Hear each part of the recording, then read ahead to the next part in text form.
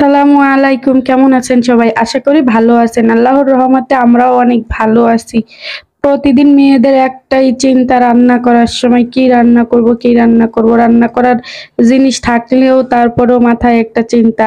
এদিকে আমি পেঁপে কেটে নিছি আর মুরগি কেটে নিছি। মুরগি দিয়ে আর পেঁপে দিয়ে রান্না করব। প্রথমে আমি পেঁয়াজগুলো হালকা ভেজে নিছি, তার ভিতরে আদা রসুন বাটা দিয়ে দিছি আর তেজপাতা এলাচ দারুচিনি এইগুলোও আমি পেঁয়াজের সাথে ভালো করে ভেজে নিছি।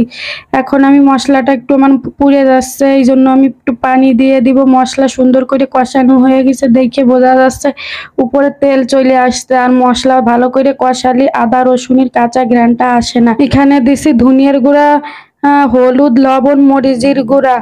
আর সব মশলা দেওয়ার আগে এই জন্য একটু পানি দিছি, যাতে এই গুঁড়া মশলাগুলো পুড়ে না যায়। আর মশলা পুড়ে গেলে মাংস রান্না ভালো লাগবে না। এইদিকে আমার মশলাটা বারবার কষাইছি, আমি কিন্তু অল্প জাল দিয়ে বারবার নেড়ে চেড়ে দিছি। আর মাংসগুলো পরিষ্কার করে নিয়ে নিলাম। এখন মাংসগুলো সব দিয়ে দিছি। এখন ভালো করে নেড়ে চেড়ে মিশাই দিয়ে ঢেকে রাখবো। ঢেকে রাখার কিছুক্ষণ পরে অনেক পানি ছাইড়া দিছে, এই যে দেখেন। তারপরে কিন্তু আমি অনেকক্ষণ মাংস আর মশলা দুইটাই যত ভালো কষানো হবে তরকারি খাইতেও তত ভালো লাগবে। এদিকে আমার মাংস পেঁপে গুলো সিদ্ধ হয়ে গেছে, এখন পরিমাণ মতো পানি দিয়ে দিব। তো পানিগুলা শুকাই গেলে এখন আমি জিরার গুঁড়া দিয়ে দিলাম।